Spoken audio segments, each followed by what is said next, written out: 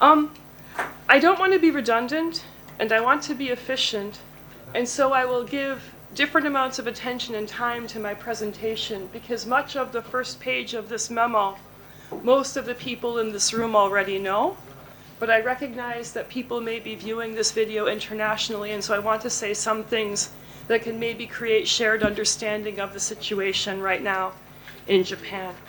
And so you can think about my talk today as kind of a movement from things that are very much within common knowledge to information that is less well known, to information that I think is only the result of research. So first and foremost, we know that on July 8th of last year, former Prime Minister Shinzo Abe was murdered by a man named Tetsuya Yamagami, who assassinated Abe because he felt, allegedly, his life had been destroyed by his family's participation in the Unification Church. And then he felt that Abe's ties and the ties of the LDP, political party, to the organization Victory Over Communism had led Yamagami to target Shinzo Abe as a unificationist proxy. Through a roundabout assertion, the Family Federation has been blamed for the killing, with the logic being that his mother's involvement in the religion destroyed the life of the family. And the unspoken logic, which is, I think, sort of questionable, is that somebody whose life has been damaged has the right to go kill somebody, but nobody seems to be questioning that in the media. Yamagami did have a very difficult life with parental suicide and sibling loss, but the two items on which he blamed his fate were simply the parental neglect of his mother and the view that his mother's donations to the Family Federation had ruined the family financially. From this rises the public assertion that the Family Federation is quote-unquote antisocial, and public calls for its abolition. The implied assertion is that the Unification Church is as dangerous as Om Shinrikyo. I know it was disorganized or abolished and then reconstituted under a different name. Similarly, in terms of the Unification Church, as an investigation has been launched by the Education, Culture, Sports, Science, and Technology Ministry, with that ministry seeking to dissolve the Family Federation.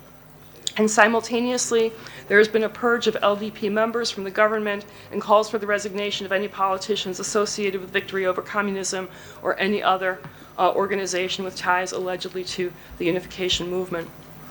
Okay, now here are some pieces that need deeper consideration. I think of these as antagonizing elements, and these are pieces which have not so much entered Western media. First and foremost, there is an independent and journalist and quote-unquote cult investigator named Suzuki Eto, or Eto Suzuki. In Western media, sometimes Japanese terminology is inverted. We know that he was in contact with Yamagami even days before the assassination. It looks like Yamagami tried to contact him very, very close to the actual attack on Abe. But nobody has actually raised questions about what they have discussed. And I think that this is significant because when we think about the way that conversations can sort of corroborate or build people's sentiments, I think that this is a contact that very, very much needs investigation to consider the impact on this young man's psyche.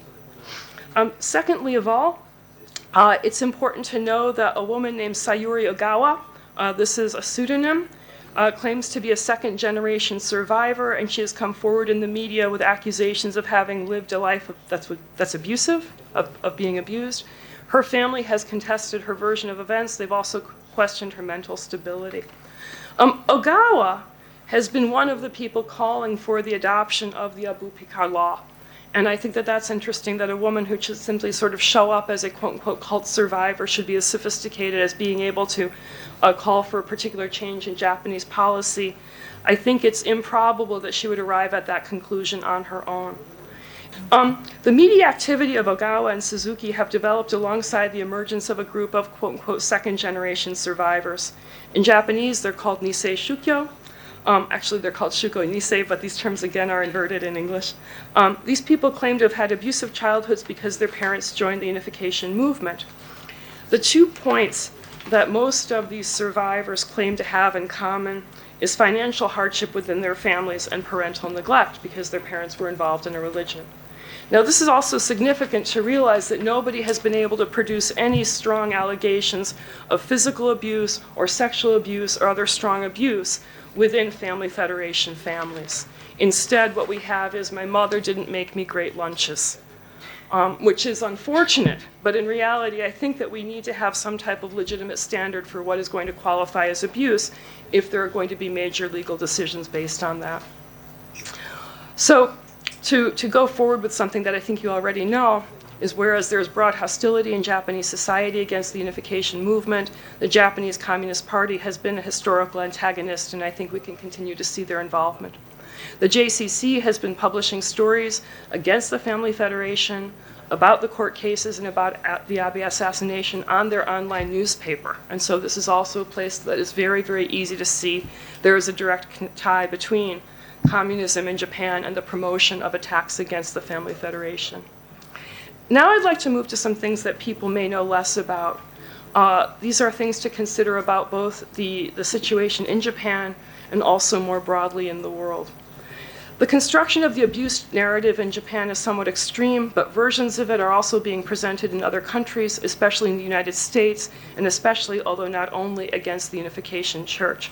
In other words, there seems to be a global development right now of second-generation survivors claimed to have grown up in traumatic households because of their parents' involvement with religion. Now, some of this is demographic. Many people joined religions in the 1980s and then raised children in them. And so in some ways, we are seeing the natural development of a generational cohort coming forward to express their views. But I also believe that this is too scripted and coordinated to think of it as simply organic or simultaneous. Instead, we have to sort of think, what is actually making it possible for people to have such effective voices in the public square right now? There's been the rapid emergence of a new group of anti-cult activists, some of whom have ties to the established anti-cult movements, but others are based in social media, on YouTube, as television documentary producers, as entertainers, as newly self-crowned cult investigators. In other words, people with very, very few credentials in academic subjects whatsoever, and also a complete absence of participation from people in religious studies or sociology, which are the two fields that should be most equipped to study religious belief. And so in other words, we have a movement of people focused on religious groups saying that they are toxic by virtue of their religious beliefs, with zero interest in actually understanding how religion works in the human mind. There's a new vocabulary of abuse being launched against new religions, including quote-unquote spiritual abuse, religious trauma, coercive control, human trafficking, mental slavery, and religious harm. I invite everybody to do Google searches for these specific terms to see where the conversation is progressing. It's alarming. In the case of unificationism and in other countries today, spiritual abuse now refers to the traumatic experience of being raised by parents with strong religious beliefs. In other words, believing something different from secular ideas and exposing a minor to this is being presented as abusive in itself.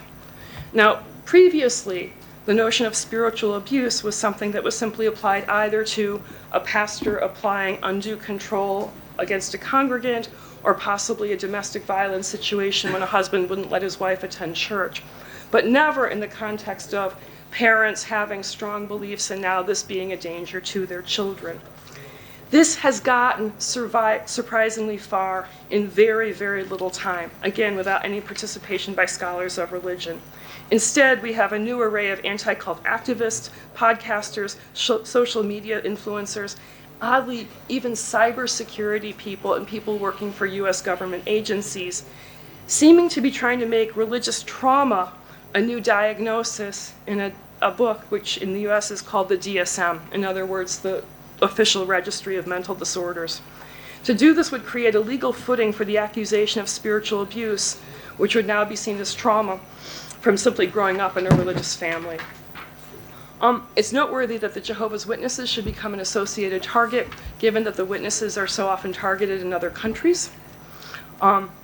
It's also important to think about the emergence of this cast of cult survivors and who is funding them and how have they made such successful presences. What does this seem to indicate? What conclusions can be drawn? The role of the Japanese Communist Party is manifest, and the involvement of the European anti-cult movement is also highly likely given calls for the adoption of French law. Although unproven, it is also likely that the defamation campaign against the Family Federation is being pushed by the Chinese Communist Party, both for the ties historically between the Chinese Communist Party and the Japanese Communist Party, and also for the long history of using soft power through the United Front and the China Anti-Cult Network to drive down support for religious minorities around the world.